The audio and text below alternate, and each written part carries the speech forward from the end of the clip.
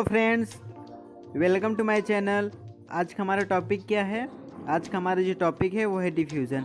Diffusion क्या होता है, डिफ्यूज़न कैसे होता है और डिफ्यूज़न किन किन स्टेट्स ऑफ मैटर में होता है उसको आज हम देखेंगे। तो चलिए वीडियो को शुरू करते हैं।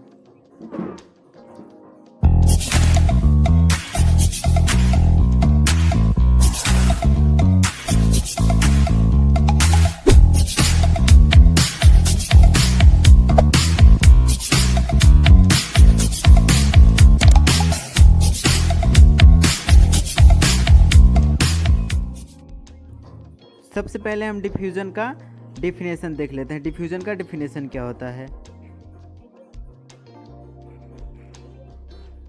डिफ्यूज़न का डिफिनेशन होता है the spreading out and mixing of two substance by the movement of its particles is known as a diffusion. इस डिफिनेशन को आप याद कर लीजिए, अच्छे से याद कर लीजिए ताकि पेपर में आए 1 नंबर के मार्क्स में तो आप इसे आसानी से लिख लीजिए। चलिए इसको समझते हैं हिंदी में। The spreading out and mixing of two substance मतलब दो सब्सटेंस का मिक्स होना या फिर स्प्रेड होना bye the movement of its particles, उन सब्सटेंस के पार्टिकल्स के मूवमेंट के कारण, उसे क्या कहेंगे? डिफ्यूज़न। आसान भाषा में समझें तो अगर दो सब्सटेंस अपने पार्टिकल्स के मूवमेंट के कारण मिक्स हो रहे हैं तो वही क्या है? डिफ्यूज़न। और डिफ्यूज़न तब तक होता रहता है जब तक कि एक यूनिफॉर्म मिक्सचर हमें न मिल जाए। तो इसको हम समझने के लिए, इस डिफ्यूज़न को समझने के लिए चलिए हम एक एग्जांपल लेते हैं। एक एग्जांपल लेंगे यानी कि एक एक्सपेरिमेंट करेंगे। तो हमको उस एक्सपेरिमेंट को करने के लिए क्या क्या चाहिए? हमको चाहिए दो चीज़ें, 2 जार चाहिए, ग्लास जार चाहिए और एक ब्रोमाइन वेपर चाहिए। एक ब्रोमाइन वेपर में हम क्या करेंगे, एक जार में क्या करेंगे, उस ब्रोमाइन वेपर को भर देंगे और एक जार क्या रहेगा? खाली रहेगा। तो जिस जार में ब्रोमाइन वेपर भरा है उसको नीचे रख देंगे और उसको किसी से कवर कर देंगे ताकि उसमें का जो ब्रोमाइन वेपर है वो निकल ना पाए। Bromine vapour red brown colour होता है, ये ध्यान दीजिए। और फिर उसके बाद हम क्या करेंगे, जो एम्प्टी जार है उसको उस ब्रोमाइन वेपर वाले जार के ऊपर रख देंगे। और ऊपर कैसे रखेंगे? इन्वर्टेड करके रखेंगे, यानी कि उसको उल्टा करके रखेंगे। तभी तो हम एक्सपेरिमेंट कर पाएंगे ना। अगर जैसे हम उसे सीधा रख दिए तो वो तो क्या हो जाएगा, वो क्लोज़ हो जाएगा, तो ओपन नहीं रहेगा। इसीलिए हमको क्या करना होगा, उसको इन्वर्टेड करके रखना होगा। फिर उसके बाद जब हम उसे रख देंगे, फिर उसके बाद क्या करेंगे, हम कुछ समय बाद देखेंगे कि जो रेड ब्राउन वेपर है ब्रोमाइन का, वह ऊपर वाले ग्लास जार में भी, ऊपर वाले गैस जार में भी क्या हो गया, उसमें पूरा भर गया। और इस तरीके से क्या हुआ, जो नीचे वाला ब्रोमाइन वेपर था वो ऊपर भी चला गया जो कि कलरलेस था, और नीचे का क्या था? कलर्ड था। और ऊपर वाला भी रेड ब्राउन में बदल गया। तो यही this mixing is due to the diffusion of bromine vapour. और यह किस कारण हुआ? ब्रोमाइन वेपर के डिफ्यूज़न के कारण एयर में, यानी कि जो ब्रोमाइन वेपर था वो एयर में डिफ्यूज़ हो गया, डिफ्यूज़न हो गया, इसीलिए क्या हो गया, वो मिक्स हो गया। और फिर उसके बाद जो ऊपर का गैस जार था, यानी कि जिसमें गैस भरा हुआ था, उसका भी जो एयर था वो भी नीचे चला आएगा। हालांकि जो एयर का कलर होता है वो कलरलेस होता है, इसलिए हमें दिखता नहीं कि वो दोनों मिक्स हो रहे हैं। लेकिन अगर ब्रोमाइन वेपर का भी ऊपर जा रहा है मूव करने के कारण, तो ऊपर का भी जो एयर है वो भी नीचे आएगा। ठीक है। फिर उसके बाद diffusion is a property of matter which is based on the motion of its particles. यानी कि डिफ्यूज़न क्या है? डिफ्यूज़न मैटर की एक प्रॉपर्टी है जो कि मोशन के पार्टिकल्स के बेस्ड पर है। अब तब फिर उसके बाद एक बात और आपको ध्यान देनी होगी कि जो डिफ्यूज़न है वो fastest in gas and the slowest in solid. यानी कि जो डिफ्यूज़न प्रोसेस है वो गैस में सबसे ज़्यादा है, यानी कि बहुत तेज़ी से होता है, और सॉलिड में बहुत ही स्लोवेस्ट है। यह क्यों है?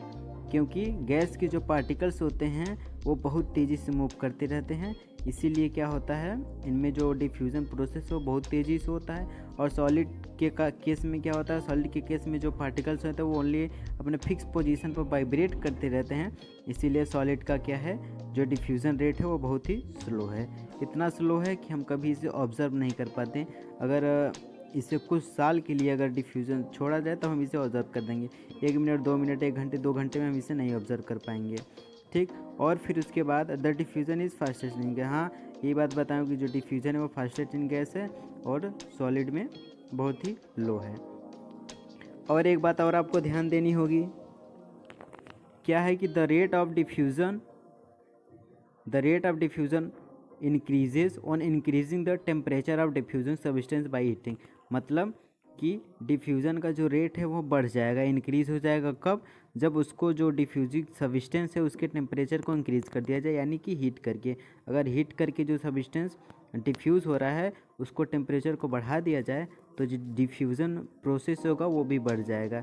क्योंकि अगर हम टेम्परेचर को बढ़ाएंगे तो जो पार्टिकल्स हैं उनके पास काइनेटिक एनर्जी आएगी। काइनेटिक एनर्जी आने के कारण क्या होगा कि जो पार्टिकल्स हैं वो और तेज़ी से वाइब्रेट करने लगेंगे, यानी कि और तेज़ी से मूव करने लगेंगे अपने एक जगह से दूसरे जगह तक। और इसीलिए क्या हम लोग कहेंगे कि जो डिफ्यूज़न का प्रोसेस है वो इंक्रीज़ होगा टेम्परेचर के इंक्रीज़ करने पर। और जो एक बात है हमको ध्यान देनी चाहिए वो है कि the phenomena of diffusion tell us that the particles of matter moving constantly. मतलब कि यही डिफ्यूज़न की जो फेनोमेना है, यानी कि ये जो डिफ्यूज़न प्रोसेस है ये हमें यह बताता है कि जो मैटर के पार्टिकल्स हैं वो कॉन्स्टेंटली मूव करते रहते हैं। तो फिर अब चलिए कि हमारी नेक्स्ट स्लाइड क्या है उसको देखते हैं। तो क्या है हमारे पास कि डिफ्यूज़न इन गैस। अब गैस में डिफ्यूज़न कैसे होता है, तो हमने अभी देखा था पिछले स्लाइड में कि जो गैस में डिफ्यूज़न होता है वो बहुत ही फास्टेस्ट होता है, यानी कि गैस में जो डिफ्यूज़न होता है वो फास्टर होता है other than the solid liquid. तो क्यों होता है, और ये भी बताया कि क्यों होता है, क्योंकि जो गैस के पार्टिकल्स होते हैं उनके पास काइनेटिक एनर्जी ज़्यादा होती है, जिसकी वजह से वह बहुत तेज़ी से मूव करते हैं सभी डायरेक्शन में, और इसी कारण गैस में डिफ्यूज़न बहुत ही तेज़ी से होता है, मतलब फास्टेस्ट होता है। ठीक। और फिर उसके बाद जो लाइट गैस है, मतलब जो हल्की गैस है, वह डिफ्यूज़ ज़्यादा तेज़ होती है किसकी तुलना में, जो हैवी गैस है, यानी the lightest gas diffuse faster than the heavy gas. क्यों? क्योंकि जो लाइटेस्ट गैस की डेंसिटी होगी वह लो होगी और जो हैवी गैस की डेंसिटी होगी वह हाई होगी, और इसी कारण जो डिफ्यूज़न होगा वो लाइटेस्ट गैस का जल्दी होगा और जो हैवी गैस होगा उसका बहुत थोड़ा स्लो होगा उसकी तुलना में, लेकिन कंपैरिजन में थोड़ा मतलब सॉलिड के कंपैरिजन में तो वो ऐसे ही होगा, ज़्यादा होगा गैस में। ठीक।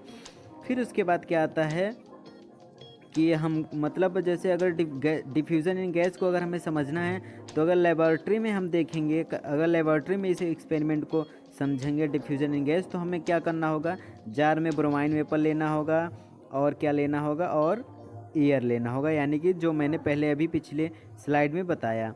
और अगर हमें इसे अच्छी तरीके से समझना है डिफ्यूज़न इन गैस, तो हमें क्या करना होगा, हमें रोज़मर्रा के जीवन में जो हम चीज़ें यूज करते हैं, जो कि हम अपने आसपास देखते हैं, ऑब्ज़र्व करते हैं, अगर उनसे हमको समझा जाए तो डिफ्यूज़न इन गैसेस हम आसानी से समझ सकते हैं। तो इसीलिए हमारे पास उदाहरण हैं, हमारे पास जैसे कि एक उदाहरण मैं आपको देता हूँ डिफ्यूज़न इन गैस को समझने के लिए। सबसे पहले कि आपकी मम्मी तो किचन में खाना बनाती होंगी और आप अपने रूम में बैठे हुए होंगे, यानी कि जैसे मान लीजिए कि आप अभी इस समय मेरे वीडियो को देख रहे हैं और मतलब मान लीजिए कि 6 बज रहे हैं या फिर 7 बज रहे हैं और आपकी मम्मी किचन में खाना बना रही है और आप यहाँ पर बैठ के वीडियो देख रहे हैं। तो फिर क्या करेंगे, कुछ देर बाद आप ऑब्ज़र्व करेंगे कि जो खाने की खुशबू है वो आपके नाक तक पहुँच गई। अब वो कैसे पहुँचे कि इसी बात को हम इसमें समझेंगे। और यहाँ कारण किसका है, डिफ्यूज़न की वजह से जो फूड कुक होता रहता है, आपकी मम्मी मतलब हमारी मम्मी पकाती रहती है भोजन, वो हमारे नाकों तक पहुंचता है, वह डिफ्यूज़न का ही कारण होता है कि डिफ्यूज़न की वजह से वो जो खुशबू है वो हमारे नाकों तक पहुंचती है। तो यह कैसे होता है, देखिए सबसे पहले जब खाना पकता रहता है तो उसमें से कुछ जो फूड के मटेरियल्स होंगे, उसमें मतलब जो फूड के मटेरियल्स होंगे, सब्सटेंस होंगे, यानी कि फूड तो बहुत चीज़ से बनता है, जैसे मान लीजिए पालक का बन रहा है, भिंडी का सब्ज़ी बन रहा है, कुछ भी बन रहा है, तो उसमें से क्या होगा, जो कुछ गैस निकलेंगे और वो गैस किसके साथ निकलेंगे, कुछ स्मेल के साथ।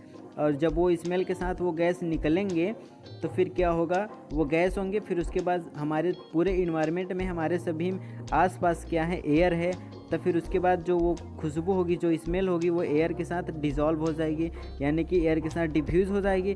जब एयर के साथ डिफ्यूज़ हो जाएगी तब हम क्या देखेंगे, कुछ देर बाद जो वो एयर है वो हमारे नाक तक पहुंच गया डिफ्यूज़न के कारण, क्योंकि वहाँ से स्मेल डिफ्यूज़ हुआ एयर में, फिर उसके बाद सभी जगह एयर है और एयर बहुत जल्दी डिफ्यूज़ होता है, तो इसीलिए वहाँ जो किचन का एयर था वो धीरे धीरे डिफ्यूज़ होते होते कहाँ तक चला आएगा, हमारे रूम तक चला आएगा। जब हमारे रूम तक वो एयर चला आएगा तो इसीलिए जो महक है यानी कि जो खुशबू है हम खाने की, वो हमारे नाक तक पहुंच जाती है। और यही है एग्जाम्पल किसका, डिफ्यूज़न का, हमारे रोज़मर्रा के जीवन में।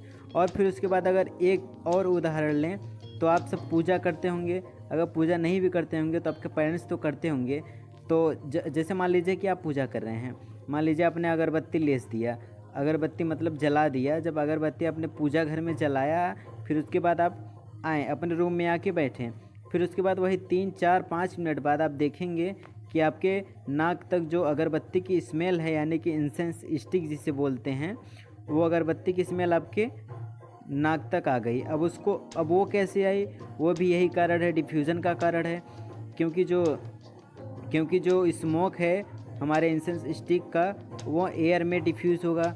मतलब जहाँ पर पूजा घर में जो एयर होगा वहाँ में एयर डिफ्यूज़ होगा, फिर उसके बाद वहाँ से एयर डिफ्यूज़ होके धीरे धीरे डिफ्यूज़ होते होते हमारे रूम तक आ जाएगा। तो जो स्मेल है उसकी डिफ्यूज़न के कारण ही कहाँ तक पहुँचा, हमारे नाक तक पहुँचा।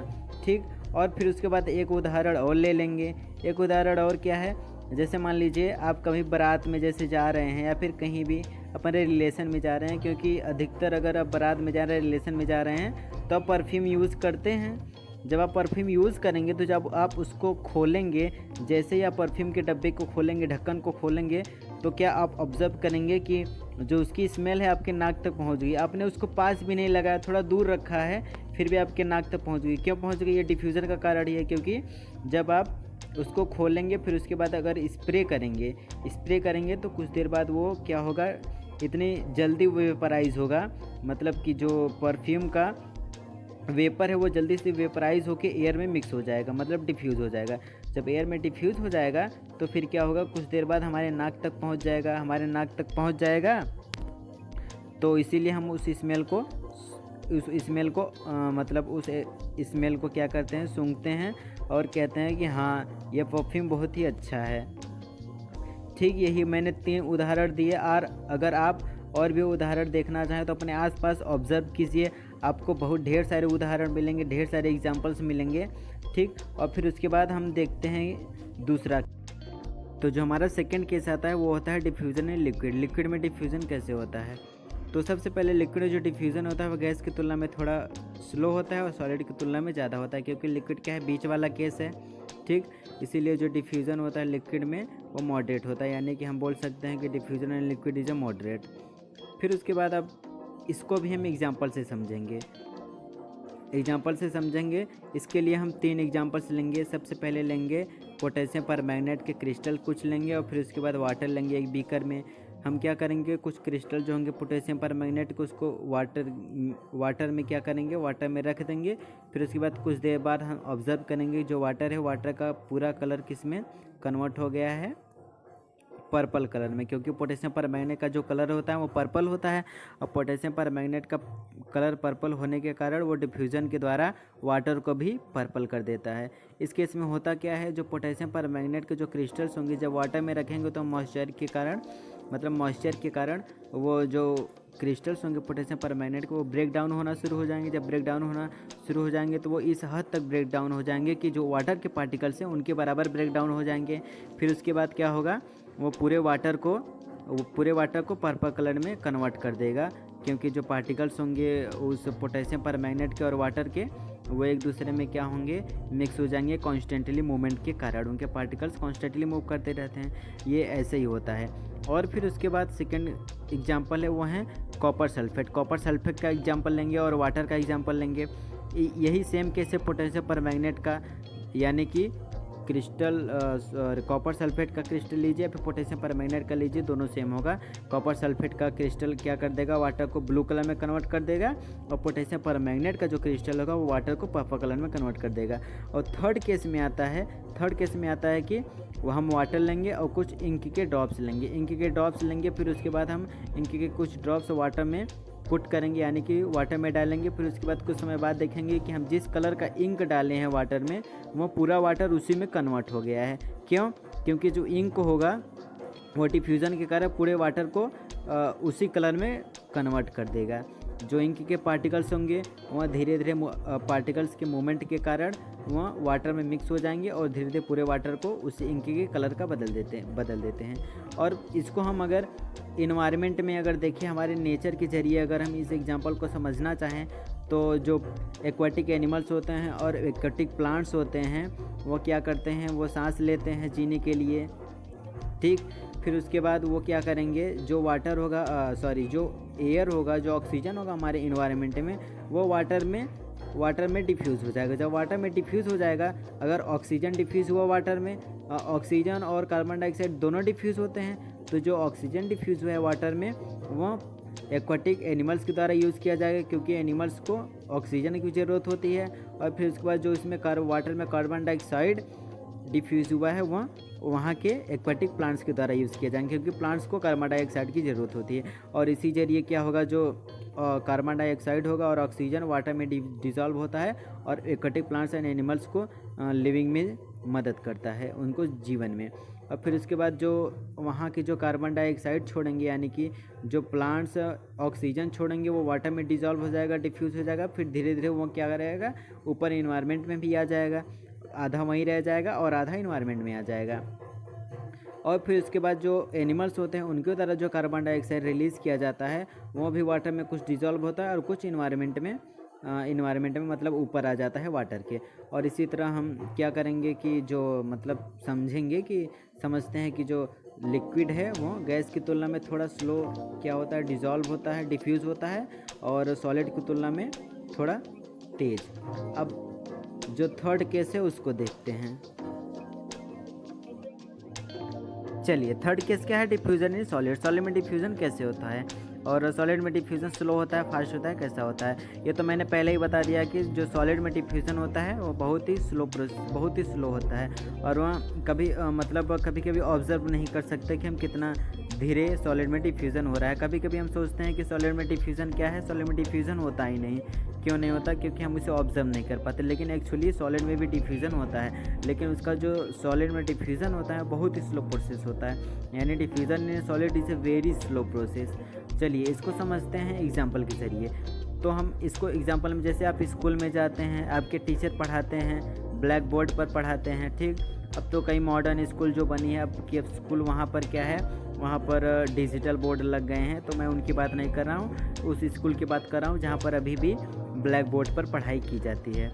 तो जहाँ पर ब्लैक बोर्ड में जब पढ़ाई की जाएगी, मतलब जो टीचर हैं वो ब्लैक बोर्ड में जब लिखेंगे चाक से, क्योंकि ब्लैक बोर्ड में चाक से लिखा जाता है, तो फिर उसके बाद जब उस ब्लैक बोर्ड पर जब टीचर लिखेगा चाक से, तो फिर आप उसे क्या कीजिए, आप उसे 10-15 दिन के लिए मत मिटाइए। यानी कि अब पूरे ब्लैक बोर्ड में तो आप लिखेंगे नहीं। अगर मतलब मैं कह रहा हूँ कि जैसे आपको डिफ्यूज़न इन सॉलिड को ऑब्जर्व करना हो, कैसे डिफ्यूज़न इन सॉलिड बहुत ही स्लो प्रोसेस है, तो क्या करेंगे, एक कोने में आपके ब्लैक बोर्ड के, स्कूल के ब्लैक बोर्ड के कोने पर कुछ चाक चला दीजिए, और फिर उसके बाद क्या कीजिए, उसे 10-15 दिन तक किसी को मत मिटाने दीजिए। जब किसी को नहीं मिटाने देंगे तो 10-15 दिन बाद आप देखेंगे कि जो चाक होगा वो डस्टर से भी, किसी से भी नहीं इरेज होगा। क्यों नहीं इरेज होगा, क्योंकि जो चाक के पार्टिकल्स हैं वो ब्लैक बोर्ड के जो पार्टिकल्स हैं उनके साथ क्या हो गए, डिफ्यूज़ हो गए, यानी कि उनके साथ मिक्स हो गए। इसीलिए हमें थोड़ी डिफ़िकल्टी होगी उसको इरेज करने में, ठीक। और फिर उसके बाद अब अगर हम 2 मेटल ब्लॉक्स लें, 2 मेटल ब्लॉक्स को बॉन्ड टुगेदर टाइटली, यानी कि उसे टाइटली बाउंड कर दें, यानी कि उसे टाइटली क्या कर दें, बांध दें, टाइटली बांध दें। फिर उसके बाद उसे कुछ साल तक, 2-3-4 साल तक उसे डिस्टर्ब मत कीजिए, यानी कि उसे ऐसे ही छोड़ दीजिए। तो फिर 3-4 साल बाद आप क्या ऑब्जर्व करेंगे, जो मेटल ब्लॉक्स हैं वो थोड़ा थोड़ा डिफ्यूज़ हो गए, यानी कि एक साथ आ गए हैं। तो इसी से हम समझते हैं कि जो डिफ्यूज़न है वो सॉलिड में बहुत ही स्लो प्रोसेस है और में ऑब्ज़र्व नहीं किया जा सकता, यानी कि कहीं कहीं बस ऑब्ज़र्व किया जा सकता है और कहीं कहीं नहीं ऑब्ज़र्व किया जा सकता। जैसे 2 मेटल ब्लॉक्स लेंगे, तो फिर अगर 2 मेटल ब्लॉक्स लेंगे तो फिर उन्हें 1-2 साल तक आप कैसे देखते रहेंगे, 1-2 साल तक तो देखेंगे नहीं ना। और जैसे ब्लैक बोर्ड पर भी है और चाक चला दिया तो 10-15 दिन तक आप आँख गड़ा के तो देखेंगे नहीं कैसे डिफ्यूज़ हो रहा है, ठीक। और तब इसी जरिए हम क्या समझते हैं कि सॉलिड में जो डिफ्यूज़न है वो बहुत ही स्लो प्रोसेस है, और the diffusion of a solid substance into another solid substance is so slow that many people think that diffusion doesn't take place in solid at all. ठीक, यही बात मैंने बताई कि जो डिफ्यूज़न है सॉलिड का, सॉलिड में वो बहुत स्लो प्रोसेस होता है, इसीलिए कुछ लोग सोचते हैं कि डिफ्यूज़न सॉलिड में होता नहीं, लेकिन एक्चुअली में सॉलिड में डिफ्यूज़न होता है।